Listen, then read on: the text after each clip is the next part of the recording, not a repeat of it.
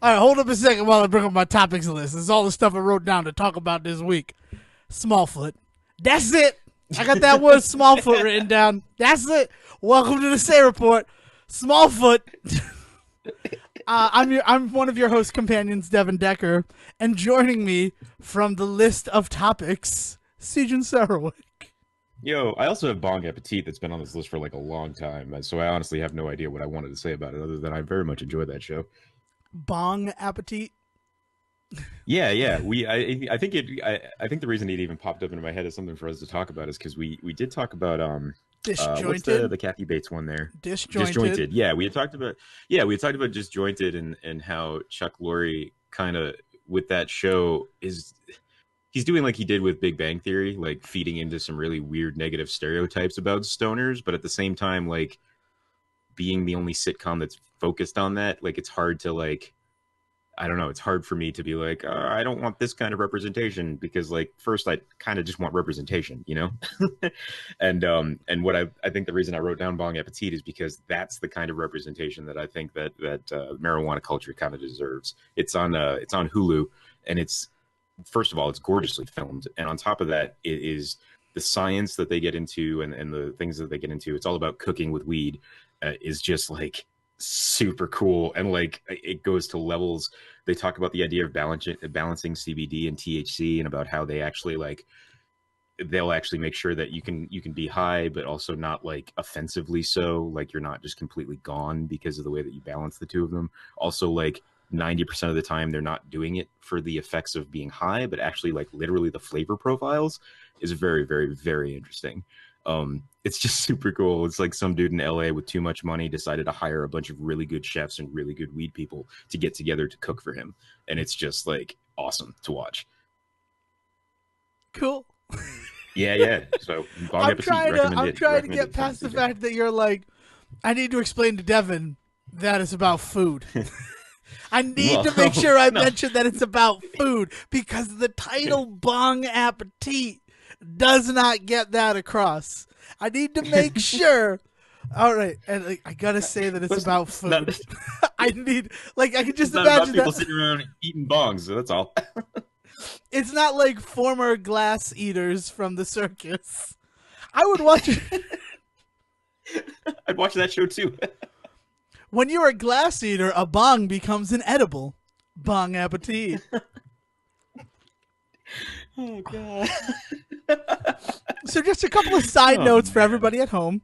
We're recording much earlier than usual, and I'm happy about that. Yeah, yeah, yeah, And yeah, yeah. second, this is one of our another experiment episodes we're trying on Discord.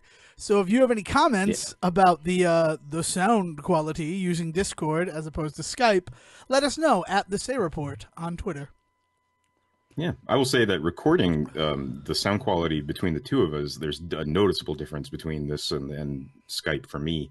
So I appreciate that. We'll Oh, see. good. I'm glad. Usually you sound like crap, Devin. Is that what you're trying to say?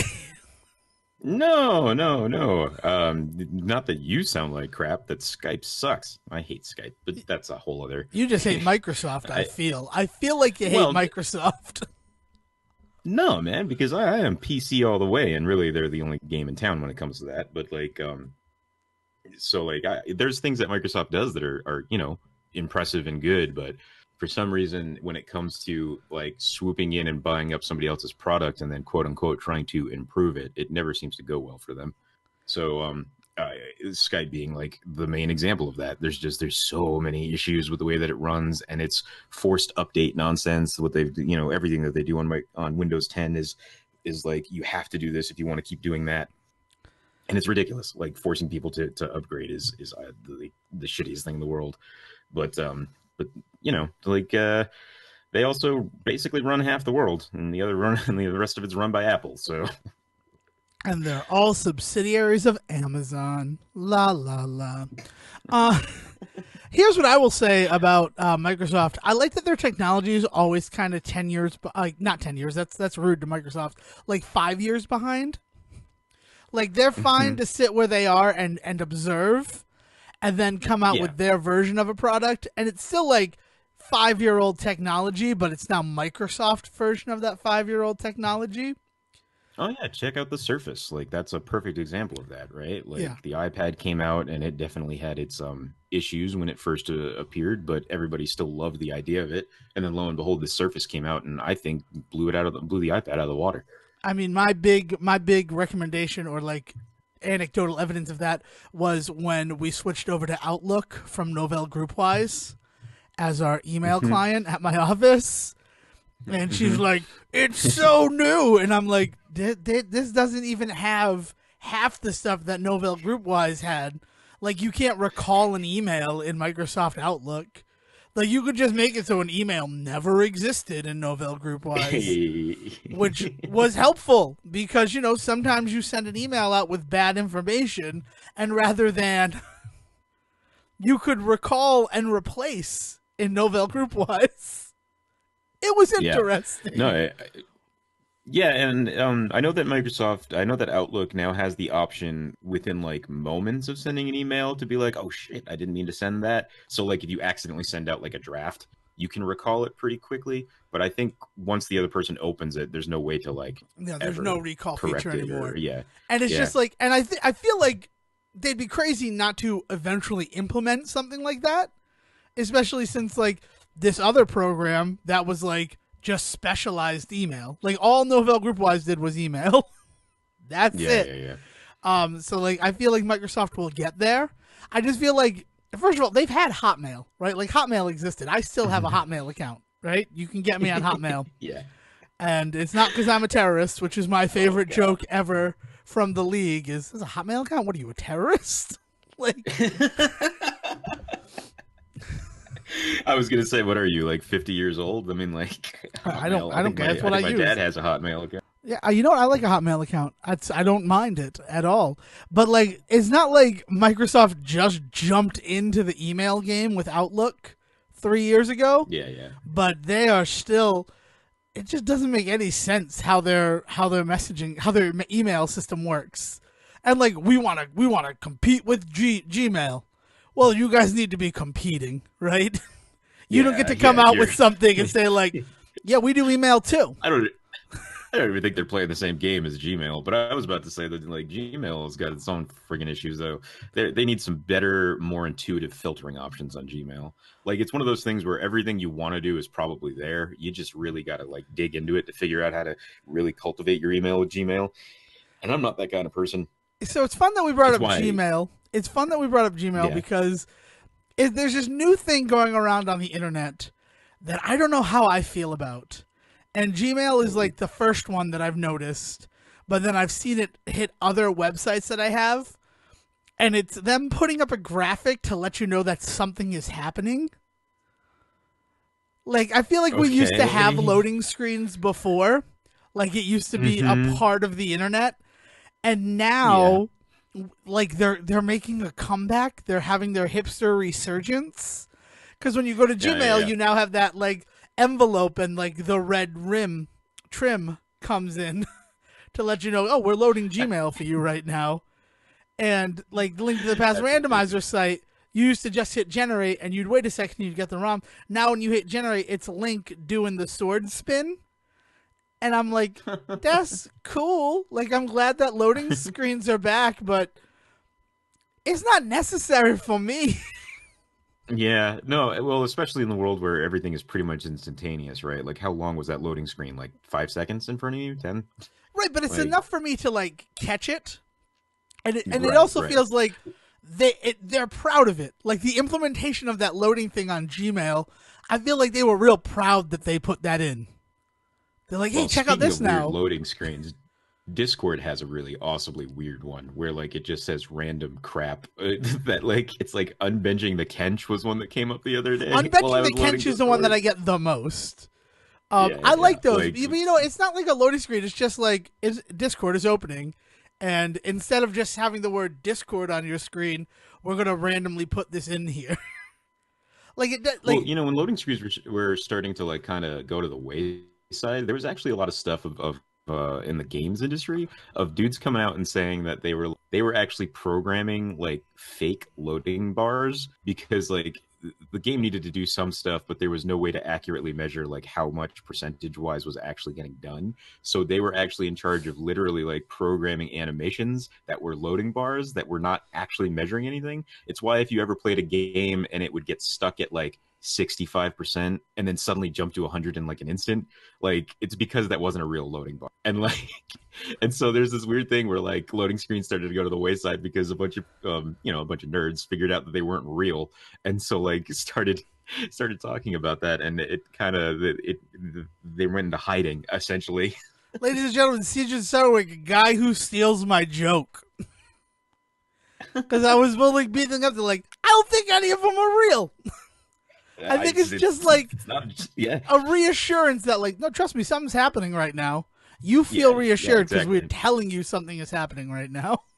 Hey man, I didn't steal your joke. Reality did. That's kind of the problem right now. Oh, this guy. Yeah, that is a thing. You see DuckTales yet? I'd really like to talk about DuckTales.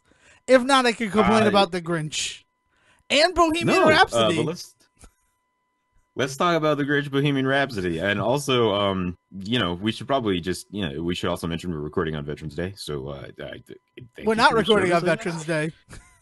Veterans Day was yesterday. We're recording on the observance of Veterans Day. All right. I'm just saying, it's not like if we were actually recording on the 11th of November. Even Google has a Veterans Day Google icon up today, so I'm going to say that we are recording on the observed holiday of Veterans Day. Yes, no, I don't want anyone to think that I do not like. Thank you very much for your service and for everything that you do. It's not an easy job. It's something I don't think I could ever do it. So I respect anyone who served in the armed forces and continues to serve in the armed forces. Thank you very much for your service. I'm just saying, it's not really Veterans Day right now. I am being super esoteric, very pedantic. Never. Me? No. So you saw the Grinch, huh? So I saw the Grinch, and sitting in the theater before the Grinch started, I contacted Sejohn to be like, can you record tonight? Because I knew I was going to have thoughts about the Grinch, and I didn't know if I could wait a couple of days to put them down on digital tape. And do you feel still pretty confident in your feelings on it, though? I don't hate it. I'll say that. So big spoilers for the Grinch incoming. I mean, it's the Grinch. Yeah, but it's the basic story, right? Yes, we all know the. Every Who down in Whoville liked Christmas a lot, but the Grinch, who lived just north of Whoville, did not. Now, don't ask me the reason. No one quite knows why. I have some theories. Let me give them a try. It could be perhaps that his head wasn't screwed on just right. It could be, they say, that his shoes were too tight.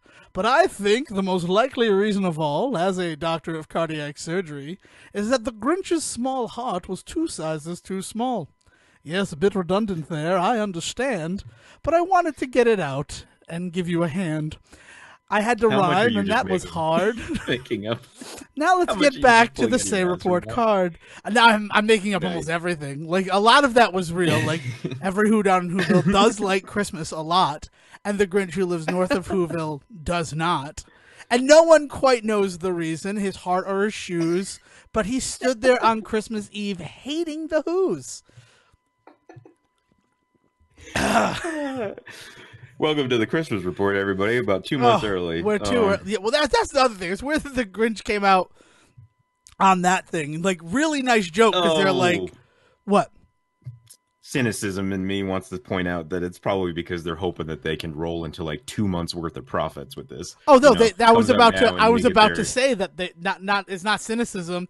They talk about how 3 weeks before December, that's when Whoville really turns up for Christmas. And I'm like, why, that's today. So, yeah, no cynicism all over this one. I mean, that's the story of the Grinch is basically cynicism.com. Yeah. So this one is interesting because the Grinch in the original, like in the book and everything, he kind of seems like a hermit. Like, he does not interact with society. Yeah, right. where there's like a real big fact that like he has to go into Whoville and buy food because he's out of food for the winter. Like that's Yeah, how well, it and then the starts. yeah, and in the Ron Howard one, there's even straight up like a sense that he's like a mythical figure that like nobody's ever really seen, despite the fact that like we also learned that he went to school with a bunch of them. But like the Yeah. way the kids talk about him in that one, they're also just like he's like a monster, like a morality tale almost in that one. Yes, which is strange, but also it kind of gives credence to the fact that people forget about the Jedi in 18 years. Huh? Because this is a whole universe. Like, not just a little town that may or may not exist on a snowflake. Yeah. So it's weird that like he's part of society. It's weird that his cave is like decorated and he has things. Because one of the other things about the Grinch, I mean, the best story about the Grinch, I fucking hate the Ron Howard Grinch movie. I am not a fan of it. But the reason Oh. why, let me explain the reason why, Sejohn, before you're awing over there on in your ivory tower of I like the Ron Howard Grinch movie. No, it's not so much that I like it so much as that like it's a Christmas movie, and I'm definitely one of those people that has a hard time like hating a Christmas movie, no Oh, matter how not me, stupid it dude. is. As I have somebody that has not seen found the Christmas Santa movie Claus I twice. cannot hate. You give me I will find a problem. Trust me. So Devin doesn't like the Grinch movies because they're too close to home for him. They basically that was my biggest fear watching this movie. Like I was like, oh my god, am I the Grinch? I don't want to be the Grinch. This was the new one. No, the Ron Howard one. I was talking with Jeff about it today, and he mentioned the fact that like, why did they? He's only seen one scene of the new Grinch, and he's like, I'm not sure why they had to give a story to like the kids of Whoville, and I'm like, when's the last time you saw the 2000? Arguably, Cindy Lou Who is the main character of that film. Like, oh yeah, for sure. like I mean, it is her. besides Jim Carrey's Grinch, it's really her story, right? Yeah, like it's 100% her story. Like the Grinch exists and is there, but it's all about Cindy Lou Who has become disenfranchised with Christmas, and Right. she needs something to like restore her faith in it. And then like she hears about this mythic creature, the Grinch, and she's like, he hates everything. I bet he can teach me how to love again. No, wait, that's 50 Shades of Green, my Grinch Oh, fan God. fiction. Oh God. Welcome to my green room. That's somebody's I'm fetish. going to hit you 6 times. I want you to count along. Oh God. You need to see the 50 Shades movies. They're great. They're beautiful, beautiful film. But no. So it's weird, like that whole thing. And I really do like that it's her story, and it really paints this picture of the citizens of Whoville. This is the 2000 one with Jim Carrey. Do not deserve Christmas anymore. Like it has really become commercialized, and it's not about the fact that we're all together. It's about the presents and it's about the food. It's like the original story. Like the nice thing is those things are stolen because that's what the Grinch thinks the holiday is about. But then they sing anyway. Like that's Right, the and he big freaking realizes story. And that, he's like, yeah. no, Christmas doesn't come from a store. Maybe Christmas perhaps means a little bit more. I hate myself and all this Grinching that I am doing. Yeah, I know it, right? Sometime give me a letter of the alphabet, and I'll be able to do all of Dr. Seuss's ABCs. Oh, we're not doing that right now because No. we'll be here for another Well, hour. yeah, just I'm not doing going to Dr. do the Seuss whole books. thing. I'm just saying I'll do that one thing. But if you ever see me on the street, Devon Decker, just say a letter to me, and I got it. Like that's what I have memorized.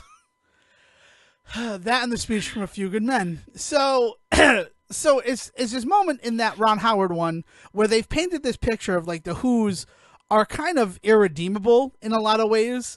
Like you sort of have to feel for Cindy Lou Who in her whole disenfranchisement with Christmas, because it's not that she's sick of the holiday, she's really sick of the over commercialization of it, right?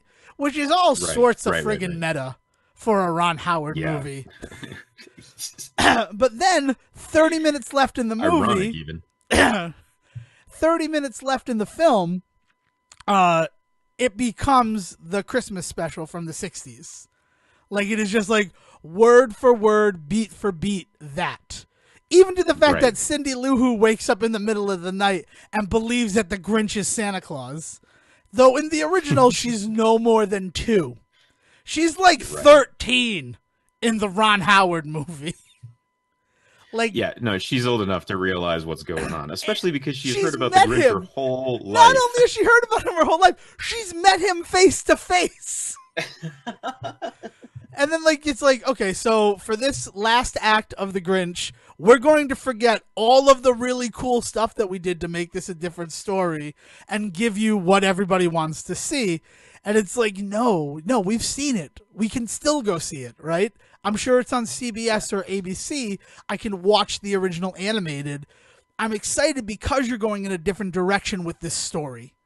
And maybe giving him like a reason why. 2018. I can look up the Grinch Halloween special even if I want. Oh God, Grinch night! Don't even bring it up. Oh, I'm mad at you. Oh, I'm mad at you. But it's just one of those things, right? Where it's like they had this ability to tell a really cool, really different story, and then like at the 10-yard line, they fumbled, and it bothers me, right? Like it's one of those things where, like I think about the song that the most I've interacted with that film is Green Christmas by the Bare Naked Ladies. And it's like one of these things where like, I don't feel like I'm in the Christmas spirit. And it's like, yeah, that's arguably the thesis of this film until the Grinch steals Christmas. And then every Who is pissed off that those things are taken. Like their first response is not to begin singing. Their first response is to throw a fucking hissy fit because all their things and food have been stolen. Yeah, it's weird. In the original, right, the idea is that he's really the only one without Christmas spirit, but in that one, everybody but Cindy Lou doesn't have Christmas spirit, which is weird. It's and like then, a then really she like weird evolution sees. of that story. It's almost as if she sees the Grinch dressed as Santa Claus, and she's like, "Oh, I can use this to my own nefarious ends. Tomorrow, when they wake up and there's no Christmas, I can be like." Christmas isn't about things, it's about family. Let's sing that song we all know. It's like a really like a weird like Tiny Tim if he was like a Bond villain almost. Like he just lets like she just lets Christmas get stolen so that she could just prove a point, and it's just like well, that's kind of shitty. Wow, like Cindy Lou, I might need to watch it like with this in mind that like Cindy Lou is this like she. Oh my God, if she went and visited the Grinch in the dump to be like, yeah, fucking Christmas, right? Someone should steal that, right?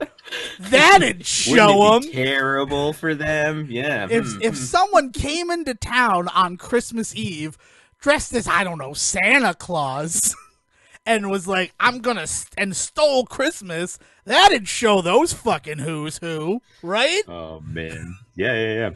Yeah, that's not the movie though. That's a completely different thing. And I want to talk about the 2018 film.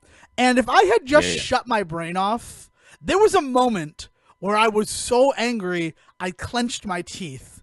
And while my crown was definitely pulled off by a milk dud this weekend, I think that clenching loosened it up. Because I was like fearful of lockjaw. Because of just how upset. Oh, God. I was convinced this does not happen in the film. But Cindy Lou Who, her mother is single. She's a single mother. So I really felt like the story was going to be the Grinch gets with Cindy Lou Who's mom. And like all he needed was love in his life in the form of a woman. And the Grinch could be happy. All he needed was a nice heteronormative romance to solve all of his problems. Like, and it's like, thanks, media. Like to the point where I'm like, that could still be what happens because in the credits he's like fixing stuff up in their house, and it's like they never explicitly say it, which like so they get a feather in their cap for that. But the second they introduce like it, they make him very much a paternal figure. Oh yeah, no, it's very like, it really made me like kind of nauseous in a lot of ways, and then like. They introduce a character who's like, we gotta make Christmas 3 times bigger this year. And I'm like, oh, like his heart will be at the end of this. Why? Mm-hmm. Like, no one needs that. No one needs this moment to do it. What they should have used that moment to is to have that character invite the Grinch to his Christmas party that is Yeah, well, then going on. But no, but here's the reason why, is because this guy is convinced that the Grinch is his best friend. And it's like one of those interesting things where, like, okay, so the Grinch, like, he's lonely and he's lonely by choice. Whatever. That's like the story that they give in this, is that he grew up in an orphanage, so he was alone on Christmas Day, and he's like, I'm just going to be alone forever, right? If I never expect anything from people, then I can never be disappointed. Right? Right. And I'm like, okay. So then you meet this guy who acts like he's the Grinch's best friend. And in that scene, it could have been very easy for him to be like, oh, I'm having people over tomorrow. You should come on by, Grinchy. But he doesn't say that. He just says, like, Christmas needs to be 3 times bigger this year. And the Grinch is like, that's stupid. Goodbye. So then We're just not Christmasing hard enough. He goes to steal the sleigh from this guy's house, and a Christmas party is going on there. And it's like, see, if you really thought the Grinch were your friend, you would have invited him. Like, it's a weird narrative disconnect of this character. Like, they have he's such a good friend that he realizes that's not really the Grinch's scene. It doesn't want to impose that. But then, like, one of the big problems with the Grinch is that, like, nobody ever invites him to things. So, like, while it's self-imposed, like, exile, the fact that nobody's ever like, hey, why don't you come on down? Like, it'd be nice to be asked so I could refuse, sort of thing. Yeah. Like, yeah. It's like this weird thing. And see, that's a really weird... Yeah, that's a really weird, like, wagging your finger at people out there that, like... like, the whole point is supposed to be that, like, that nobody treats him well, and then Cindy Lou suddenly does, and that's when, like, he realizes that these people are actually good people. But if nobody gives him the chance, it's a really, really weird idea. Like, because, and you know, the other thing is, like, so you have Pharrell Williams doing the narration, so there's even more rhyming, and after that whole moment where he is with these people, right, like, not invited to the party but interacting with that best friend character, right, who's played by Kenan Thomas, he goes back to his like Grinch lair, and he's like, it's better this way. And it's like, you know what that really would have meant is if he was invited and declined, because he's isolated himself for so long that, like, even when someone tries to give him an olive branch or an invite to the thing, he's like, no, I can't do that.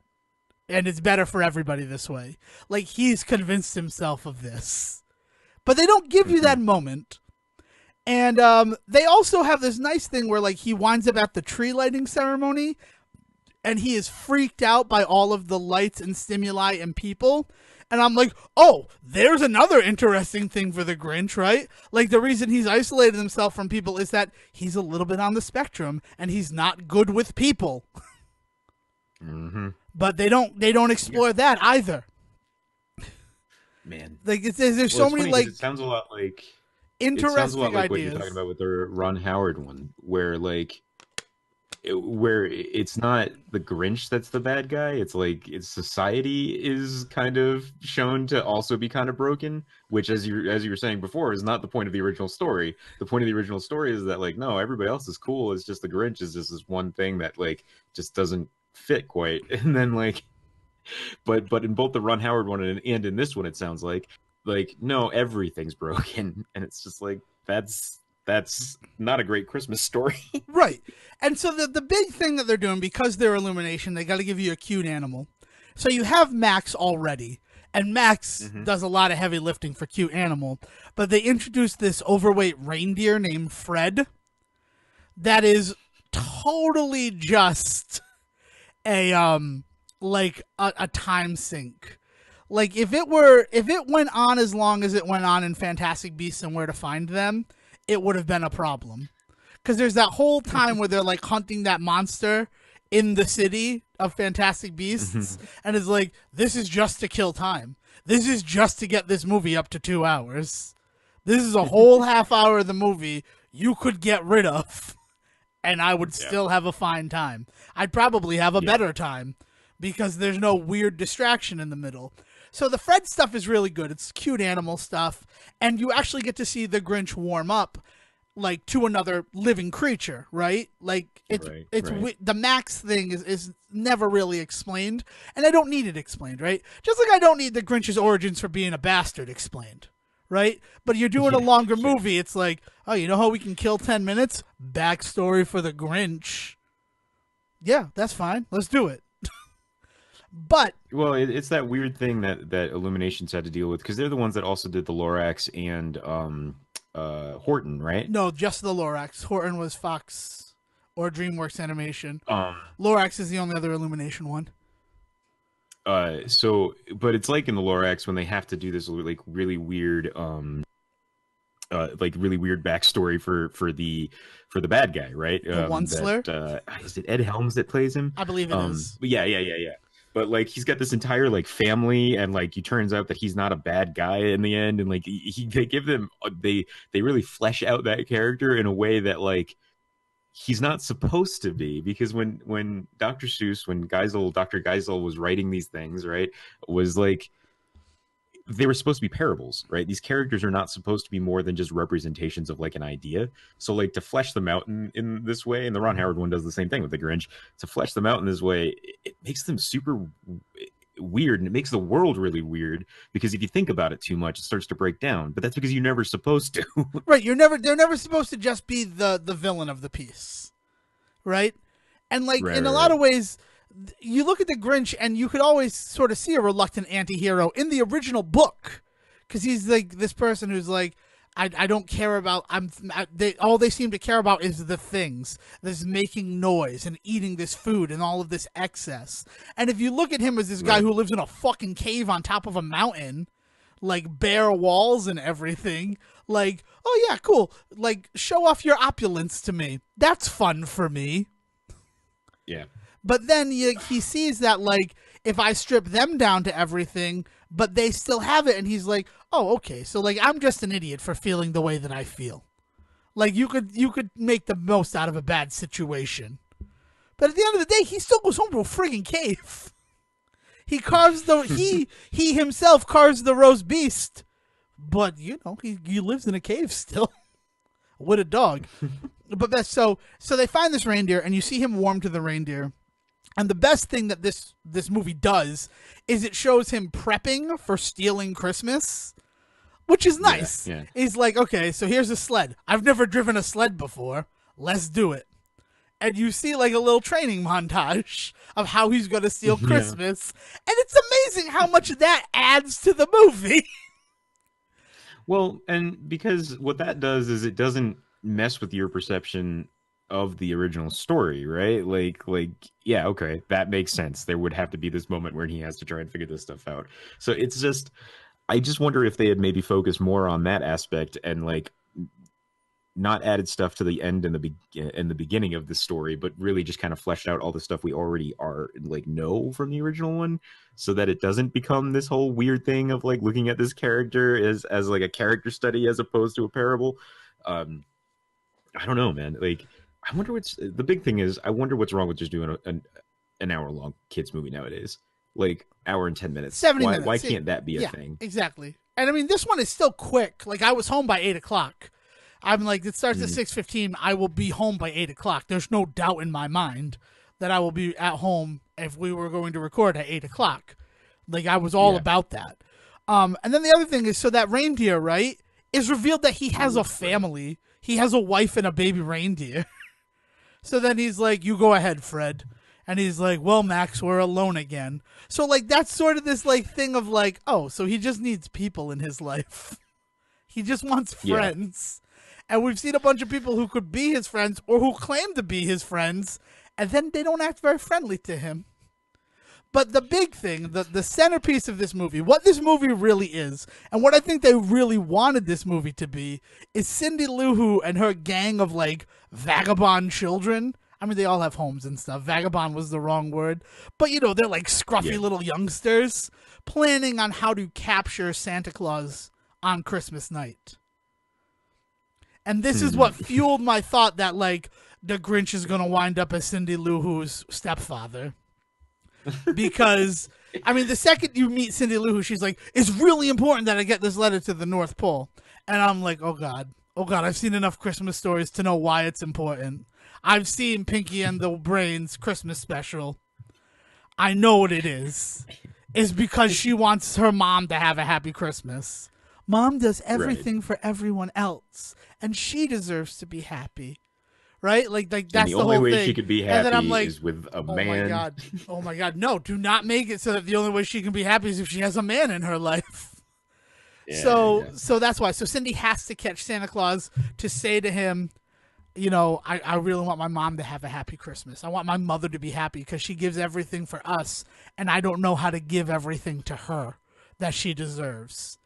So you have that moment where like those are great. Like that's like basic kids like, all right, we'll set up the trap and here's our clubhouse and all this like fun stuff. And then she catches Santa Claus. That's my favorite part is that Cindy Lou Who catches Santa Claus on the night, right? Is the last house that he's pilfering from. It's almost dawn, and like the trap to catch Santa catches the Grinch in the act. But because she's still young, she believes that he is Santa Claus. And she asks her whole thing. She's like, I don't care about presents. I don't care about the food. I just want my mother to be happy. And the Grinch is like kind of touched by it, but he still steals Christmas, right? Because he's still the Grinch. And then he goes up to the top of Crumpet to dump it. And, you know, everyone wakes up and he does his like little, I'm going to listen to him, the little bastards. It's going to be enjoyable. And, you know, everybody's kind of like upset, like, where is everything? What happened? And Cindy Lou Who comes out. And this is the thing that had me crying in Denny's the next night. And I'm going to try not to cry right now because she comes out of the crowd and she's like, it's my fault. It's my fault. I caught Santa Claus last night and I told him that the presents don't matter, the food doesn't matter. I just want my mom to be happy, and he gave me what I wanted. He took that all away from us. And it's like, oh my God, this like 8-year-old kid just laid this entire scheme on her own shoulders because of her request of Santa Claus. And like that hit me. That affected me very well.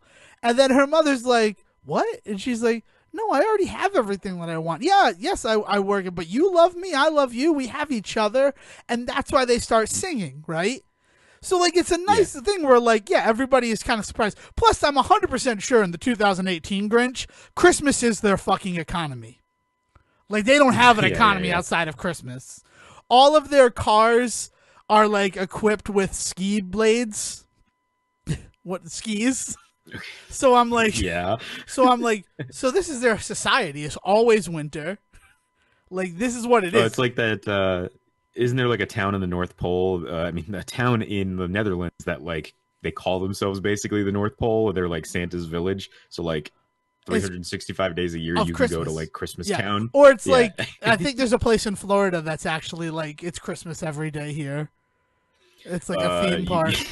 No, that just might be an episode of the Detour. I mean, but I can imagine. I was just thinking about. All I know is that I know there's a town down there where it's Christmas every day, but what they do is they do the nativity.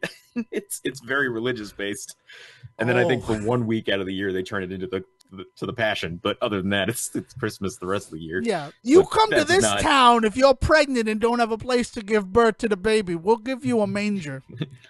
Yeah, we've got a stack of hay you can lay in. Jeez. But yeah, so I mean, so that's like really nice. And then he has the moment, and then Cindy Lou Who comes and invites him over to dinner at their house, and you know, everything is happy, right? He sees that like people are not terrible, and he just needs to invite people into his life.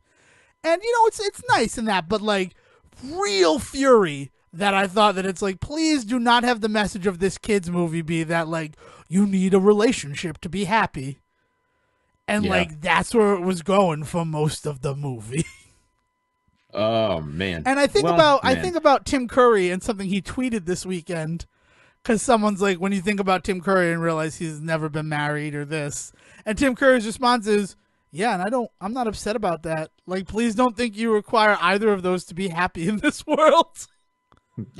I'm like, thanks, Tim Curry. Yeah, on the heels of the Grinch, this is the tweet we needed. Well, I have to say that as disappointed as you were in that kids movie, I saw a kids movie myself this week, and I was extremely surprised by the message that was in that Was it one. Smallfoot? Um, Is that why it's yeah, on your man. topic list? Yeah, man. Holy crap. So you haven't seen it yet, right? No, I haven't. I really wanted to, but we can. Ye- That's an off mic discussion on Yeah, how I feel basic about my premise own is happiness and stuff. That's not going to be funny. basic premise for Smallfoot is there is a town of Yetis that live way up high in the mountain, and as far as they know, like that is their entire world is just this floating town in this up in the sky. They think they are floating. They think that what they live on is a floating rock in the sky, but then lo and behold, one of them finds out, nope, it's actually just the top of a mountain, and there's this whole other world at the bottom of the mountain, and it's all about like the what that discovery brings to them. And the message, plain and simple, is like people in power are going to probably lie to you, and that's okay. Like you find that out and then you learn from that and you move on. But like the entire thing is just this whole again parable about like about what it means when something that you found so definitive in your life is shown to be a falsehood and what that can do to people, and some people it breaks them, some people it angers them, other people it becomes this source of wonder and joy. And it's just this whole thing about them realizing that they are not the only things in the world and that these other creatures called smallfoots exist, which we know are humans, right? But what's really, really weird about it is just how deep it goes into how those systems exist, how people in power keep those systems going, and about like the mindset behind creating those systems. And like it starts off always as something really true, good natured. Like we want to protect people, right? But then it turns into something else entirely. And it was honestly mind blowing. Sitting here watching this kids movie, surrounded by children. Still, that was the other thing is we went on Saturday thinking my thought, falsely, stupidly, I guess, was that because the Grinch had come out on Friday, that like now was the time to finally go see Smallfoot because all the kids would be going to the Grinch. No, still packed theater, like straight up packed theater with kids, like groups of 6 or 7 kids coming in to watch this movie still. And I that tracks with how it's doing because it's apparently doing extremely well financially and all that sort of It came stuff. out in And like it was number September, one didn't for it? two Like weeks, it's I been think. out for a long time.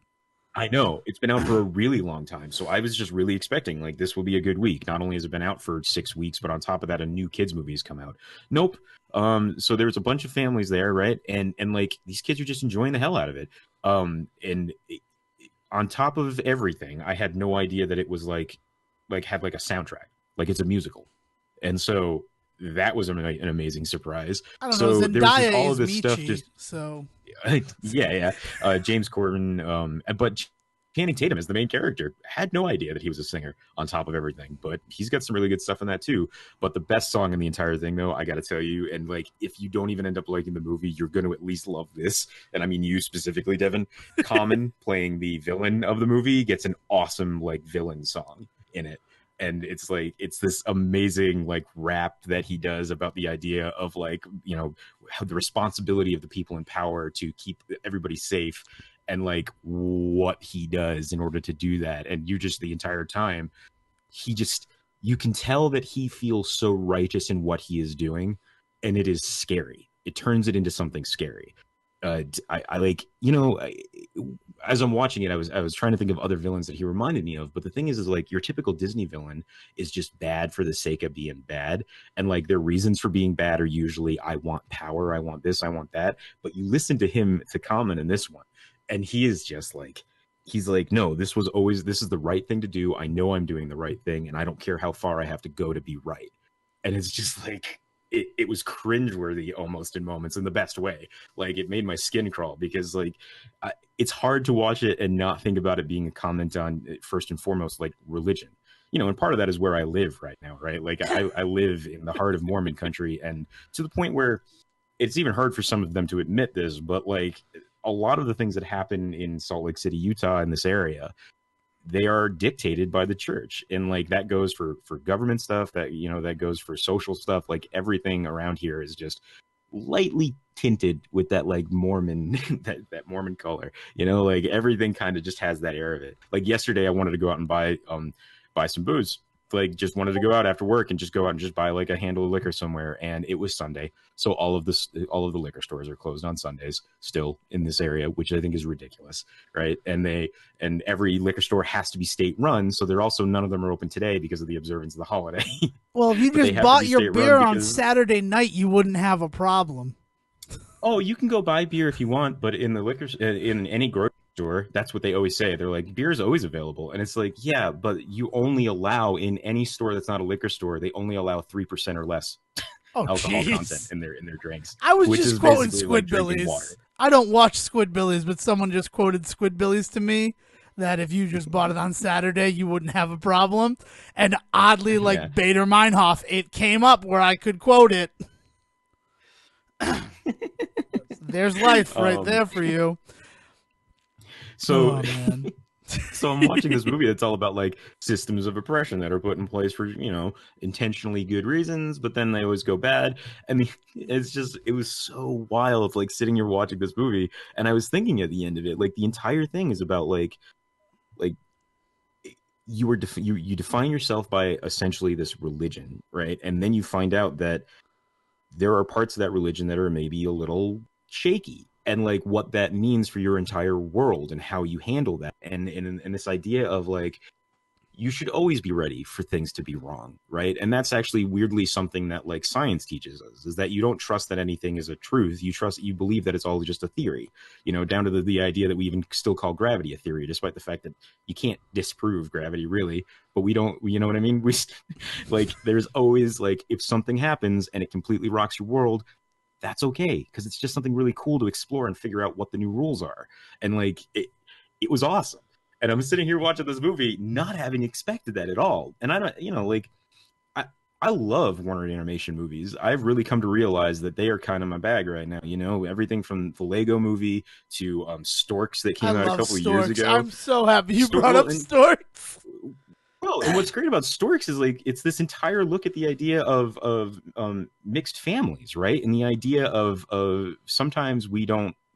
Sometimes mom and dad might not look the same, or sometimes it might not even be a mom and dad, but that's okay. It's still your family, right? And it's like this whole idea of just finding your family or making your family, but whatever you need to do, like it's always about how you can find somebody out there to love you, right? And so that is in itself a wonderful film, goofy as hell, and like it, on a level that is so bizarre that I don't think that I could recommend it to everybody in my life, but definitely like I would recommend it to you. I would recommend it I've to, seen it, so to don't my recommend it to family. me.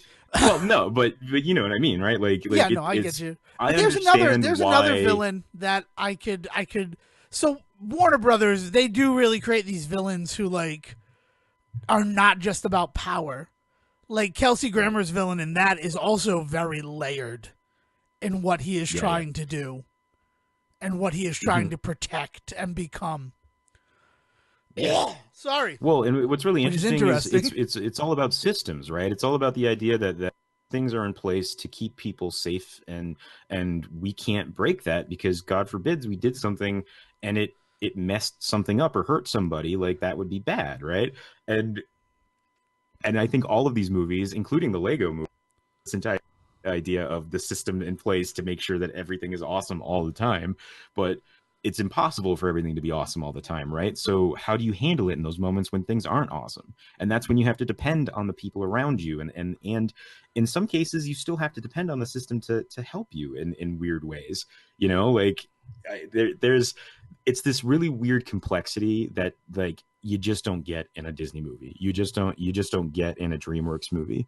Like people are good, people are evil, plain and simple, right? Like I'm thinking of like the Kung Fu Panda movies, like like Yeah, they basically you never really tried to redeem bad guys are bad guys, Shifu right? or They don't really try like and Kung Fu Panda 2 is maybe the closest they get with Gary Oldman's character, the peacock there, where like isn't that you Dust? No, you Dustin Hoffman's the realize penguin. I mean, the panda, the red panda.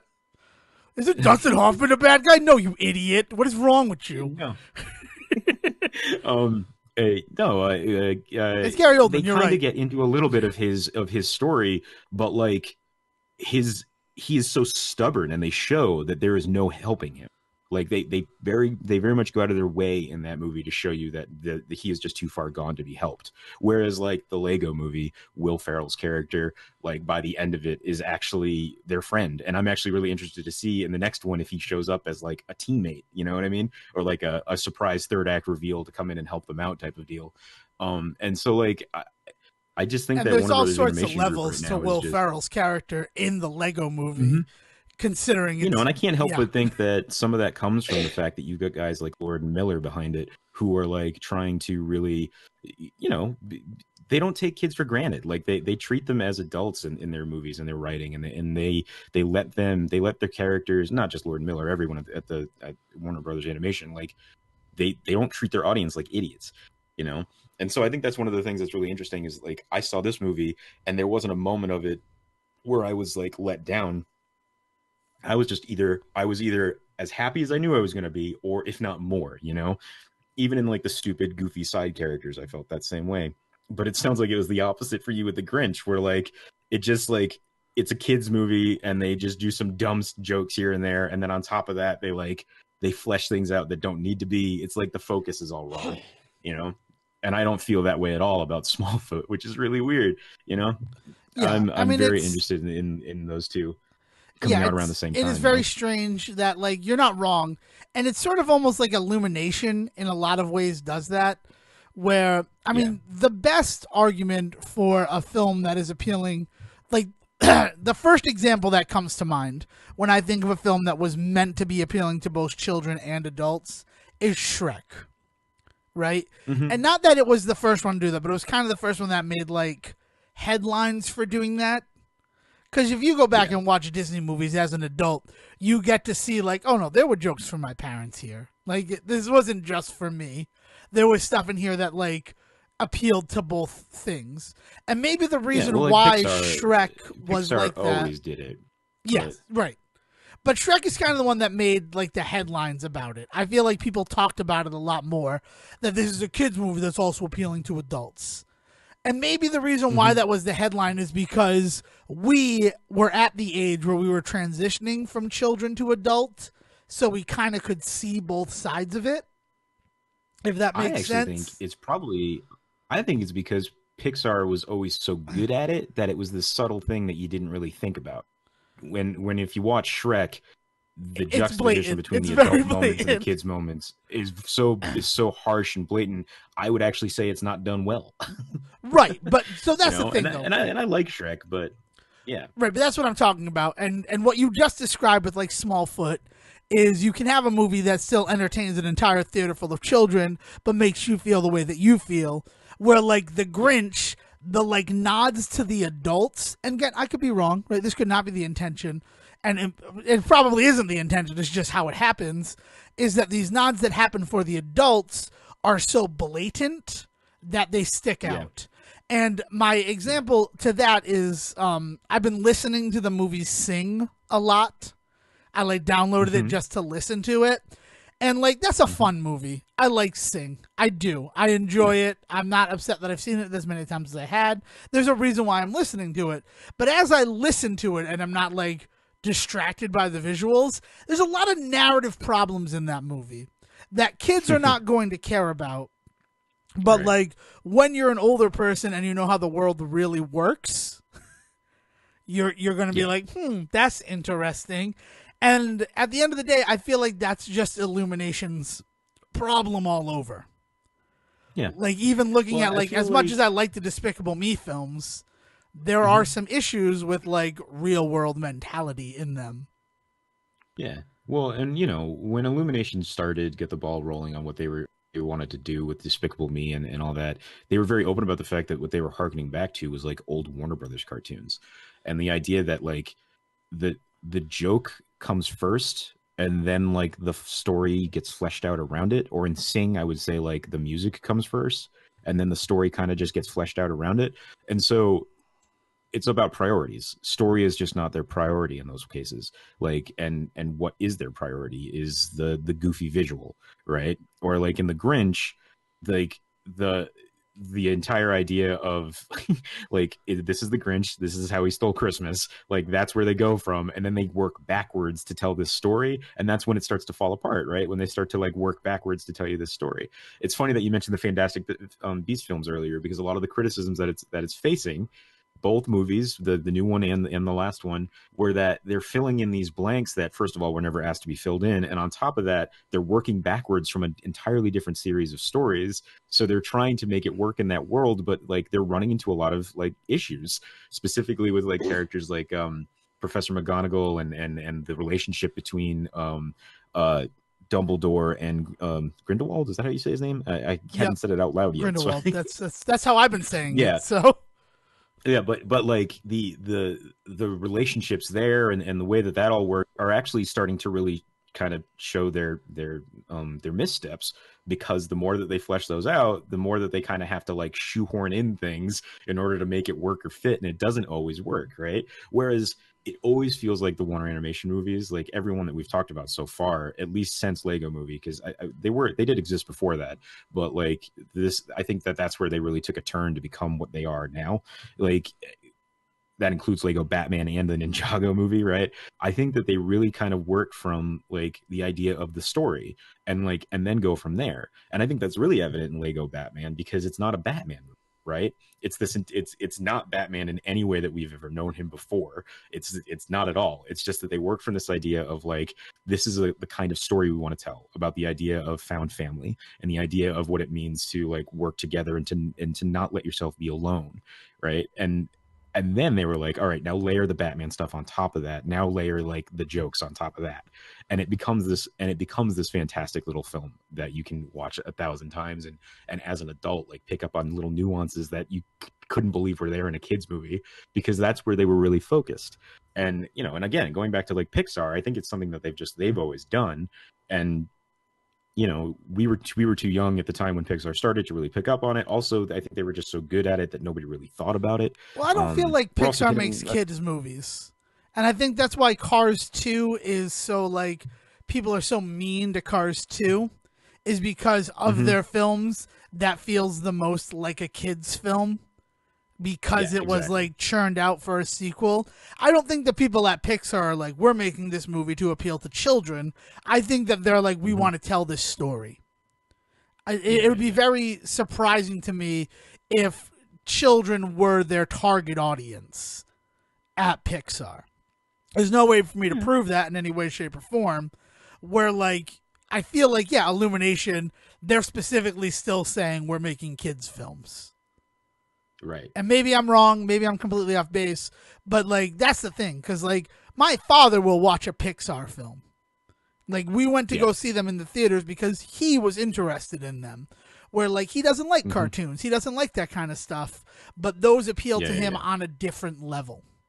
Those Well, appeal and that's to the thing him, with DreamWorks, yeah, is that DreamWorks goes back and forth, depending on what series you're looking at. Because like How to Train Your Dragon, or even the Kung Fu Panda movies, like I can get my parents to go to those, because they do really appreciate like how well done they are, besides just the visual and the stupid jokes. Whereas like you look at something like Home, or Monsters versus Aliens, or even Megamind, which I think really toes the line between two worlds, but like more than any of the other ones. But like Home is very much just a kids movie. There's not much else going on in that movie except fart jokes and like silly Sheldon humor. like that's all that movie really is. The story overall is nothing. It's and that's even more evident in like the TV versions of those things, the shows that they do now for Netflix. But like so DreamWorks is all over the map, and they don't really have an identity as like an animation studio anymore, because I think that they don't want to make another Shrek, but they don't know how to capture that same essence that Shrek which had, is why they're and that's even rebooting true in the Shrek, Shrek. which makes sense, I guess, on Yeah, level. yeah. Mm, Nah, no, it so doesn't, like, Sejohn. That's the point of this. yeah, And I think, yeah, yeah, but I and we talk mean, about, I mean, Wreck It Ralph 2, Ralph breaks the internet. Yay. Is this the first, like, Disney sequel that's going to theaters? Like, no, obviously, The Rescuers Down Under, but I mean, in, like, the post Cars 2 universe. Like Cars 3 Um, obviously counts and Toy Story, but I think of them as Pixar films. I don't think of them no, those are specifically as Pixar. Disney. Yeah, no, no. If you're talking about Disney animation, it may be. It could very well be. I'd have to go and do some research. The fact that I can't pull it off the top of my head is telling, right? Yeah, So as far as I can tell, yeah, because I know that they're thinking about. I mean, they're clearly going to do a Frozen 2, right? Because that was just a beast. Why would they not? I'm pretty sure Um, it's already in talks and in development. right, So, exactly, yeah. But no, I think Wreck It Ralph 2 might be one of the first ones that we're seeing them actually go back to. and I think what I described about like the feeling, I like Cars 2. I'm gonna say it. I don't know. Someone just commented on an internet video that I am a part of that we were very mean to Cars 2, and we didn't talk about Hmm. Cars 2 at all in the video.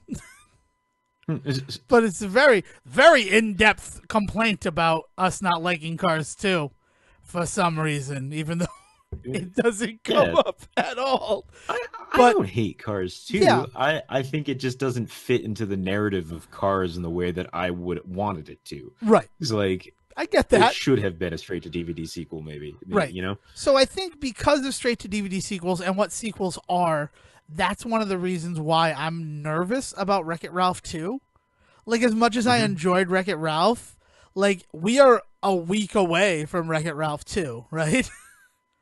Yeah, It yeah, comes yeah. out on Thanksgiving, Well, and I'm I'm nervous. interested. The my hope for it, my hope for Wreck It Ralph 2 specifically, is that where Wreck It Ralph was a celebration of like video games and like the nostalgia of older games, I feel like where they're going makes total sense to me. The idea of like these nostalgic games maybe trying to find a new home on the internet, right? Like, which is for me, is a fantastic like evolution of the story, right? Because it shows that somebody there really cares about like that actual aspect of the original Wreck-It Ralph, right? Because that's exactly what we're now looking at in the real world when we're dealing with video games. It seems like the only way that we're going to be able to save these older games, the only way we're going to be able to preserve them is through like flash versions on the internet, people keeping archives of them somewhere and really caring about them, and crowdsourcing like people to like take care of these things. Because other than that, we don't really have a way to preserve games yet. You know, It's true. everything is on either physical copies that were not made to last and now those games are all starting to fall apart, or they were digital games that we just don't have access to anymore because they were stored on servers that just don't exist anymore. So like game preservation is actually a huge thing for me. So as somebody that like loves the idea of game preservation and like all of the ways that really the internet actually like helps with that, really the only place where we can really truly do it right now, the idea that Wreck-It Ralph, a story all about nostalgic video games, is making its way into the world of the internet as a way to like save itself makes total sense to me. So I do have a lot of hope for the story in that way. I'm just really interested to see what they do because you're right. Like Disney's not always been great about taking like the lightning in a bottle of the first film and really like pouring that into its predecessor or its successors, you know? Like so it is something that I'm nervous about, but I think I'm pretty hopeful because it seems like already somebody there's got the right idea, you know? Yeah, I mean, I guess the only reason I bring it up and the reason I discuss it is it's just it kind of bums me out that like I'm nervous about it. Like Mm-hmm. I want to be excited. I love the character of Ralph. Yeah. I mean, I loved everything about that first movie, and then I see Yeah. this sequel and I'm like, I want it to be good. But then there's the joke in the trailer about why didn't you call it Ralph Rex the internet? And they're like, because Oh, breaks the internet's a thing, and it's like, yeah, but then that makes it even better that we like if that's gonna be in the movie, right? Like I mean, I as much yeah. as I want to believe that was just something for the trailer, and they totally re-edited the Grinch for the trailers, which impresses me, right? Like I Yeah. saw a Yeah. trailer, he's like, I gotta get to Santa size, and they show him eating all the spaghetti and stuff, right? That Yeah. doesn't happen Yeah. in the movie. Like he eats that spaghetti, but it's completely related to something else. And that really worked for me. I'm like, oh, this is happy. It's like any time that you see something in the trailer, but then it doesn't happen in the movie, it makes me happy. But like that whole conversation about why isn't this movie called the better title? If it's in the movie, it's gonna piss me off a little bit. Like it's fine for I have to marketing. say it But feels to me, it honestly, that moment specifically feels to me like something that if it were a live action movie, I would think they went back and reshot because of all of the shit going on when the title first came out. Like it almost feels like that wasn't in the movie or wasn't, didn't exist in the world until like everybody online was like, this is stupid. Why aren't they calling it this? And so they felt the need to go back and do reshoots to like give them a reason. But like that can't possibly be the case because animated movies, it the costs amount of so work that would much have to, money. yeah, exactly. So that means it had to be there from the beginning, which is an even weirder thing because it means that they knew this is what people were going to feel. I'm very interested to know how that specific idea fits into the larger story, because it's actually going to be like a super weirdly like meta moment, and I don't know if I mind that so much. I don't know. I don't mind it either, but it's just one of those things where it's like, so like you said, like it has to have been an idea that existed, right? In order Right, for them right. to make the joke and animate it in the film. So it's like, so what power won out where they're like, this joke is funnier than giving Yeah. our movie the title that like logically makes sense. Well, and This but meta we, conversation. I'm interested. I'm going to hold judgment Oh, because I'm I not also have a judging. I'm not feeling. judging. It's just like I No, no, hate that there's two things. First of all, I no. hate I get it. trailers in general. I try not to see trailers for films, and I've only ever seen Yeah. the first trailer for Wreck-It Ralph 2, which was this trailer, right? Right. Was the The one first full trailer. the Yeah, yeah, first yeah. full trailer is the only one that I saw because I'm not looking for teasers. This one happened to play before a movie that I saw, and Right. I'm not going to leave. I care too much about my seat to leave during the trailer. Plus, a lot of the time, I'm hopeful that the movie that I'm going to see after the trailers wipes them from my mind. That's how I Hmm. live my life. Right? So I get Yeah. to have this little soups on, and then, like, the main course, I'm not talking about the appetizers anymore. But that trailer, even though I've seen it once, two things stick in my head, and that's bring me to, like, the most funnest place on the internet, and it takes you to the Disney website. Yeah. I mean, come on. I get it, you're a Disney movie, but, like, Child Safe Search had to have been on for that to be the funnest place on the internet. And then it ends on that joke about shouldn't it be Ralph Rex the internet? And is like, yeah, why did you end on that joke? Because now that's what you left me with. Is this like there's animated people talking about a problem that I have with the title of the movie, and like maybe a problem with the title of the movie that I wouldn't have unless you brought it up. Yeah. Well, I am wondering. First of all, that problem existed before that trailer. The Yeah, second that they announced what they were calling it, people out there were just shitting all over it. So like, there's that. But well, it I wasn't wonder for if me. they I'll be honest. didn't. I just wonder if the joke is in the movie for a narrative reason, and you know what I mean. Like depending on what happens, like I wonder if it narratively actually there's a reason why it So is now we get called to have that, fun. Here's why. and Here's why. we'll find that out. Here's why. Yeah. Here's why. Devon Decker. Here's why. So, like you're talking about games preservation and everything, right? Hmm. Favorite line in Pixels is I can play that on my phone right now about Galaga, Right. right? So Wreck It Yeah. Ralph, the game, so popular, is now getting like an app internet version of the game. Yeah, that's exactly what I was thinking. Yeah, And yeah, the yeah. name of the game is Wreck It Ralph. Ralph breaks the internet. So then he is Right. talking like that cool purple lady is like the like a developer avatar on the website Yeah. of the company creating it. And then he's Hmm. questioning like why wouldn't you call it this? And I'm fine with that. Like even if that's Yeah. like the Twitter account of like the developer of the app version of the game, like that's how it has to work narratively, right? Like we're not Yeah. going to pretend that like that's not the only way it works narratively. Mhm. Yeah, yeah. No, I that's what I mean is like I want to wait and see exactly how All right, I well, feel like it's actually going to be like a bigger part of things. And but what's weird about that is just how much they then predicted how people were going to react to it, and then it kind of ended up becoming a snake eating itself. Very weird stuff. Yeah, man. I don't know. I'm excited for Wreck-It Ralph too in a weird way that like I guess I never really thought about it until you asked, but like I haven't been this excited for a Disney sequel ever, really. I don't know, man. Right, and that's why I said, like, has there ever been a Disney sequel that we could have been excited about? Is that the reason why? And it's like all I can think of is let's do this, Pixar and DreamWorks and that type of stuff. So that's the reason why. Where like I'm cautiously optimistic because I've seen The Return of Jafar. I've seen the Back to the Sea Little Mermaid. I've seen the third Cinderella because it's way better than the second Cinderella. I've seen Little Mermaid does Footloose. Like, I've seen these things that exist that give me cautious optimism. But I've also seen The Rescuers Down Under, which is fantastic. And is another, like, one of those 70-minute kids films because they tack on The Prince and the Pauper short with Mickey to make it feel more substantial.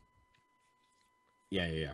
I think the only thing that we could probably really call, like, sequels that came out in theaters from Disney Animation Studios specifically, not including Pixar, might be the like Winnie the Pooh movies, but they're all so disconnected and like time wise, there's so much time between each of them. But there have been like 3 or 4 Winnie the Pooh movies in theaters. That's true. Pooh's Heffalump Like, movie, that might the Piglet movie, Right. Piglet's Big movie, the Tigger movie. the Tigger movie, and then Winnie the Pooh the reboot, like like the weird like reboot thing that they did. Other than that, man, I don't know if in theaters if we have seen a Disney animated sequel. Right, besides Rescuers Down Under, right? Like that's Well, right, but after and then like yeah, that number dips down to pretty much 0 after. Yeah, man, that's super weird. I never really thought about it. Yeah, it's just something that like, because I'm thinking about it and I'm like, we're a week away from Wreck-It Ralph, and I don't know how I feel. Like I'm excited to go back to that world because it built such a great world, but at the same time, I'm like, I don't love a lot of the meta jokes that I know are gonna be in the movie, because that's not really what the first one was about. Yeah. Like, Frozen 2 is slated for 2019 BT dubs. But no, the only I'm looking at this list and the ones just hit me. God, that Chicken Little was a thing. You remember that? I love Chicken Little. You know why I think about Chicken Little? You know my biggest interaction with Chicken Little is a song by the Bare Naked Ladies, One Little Slip.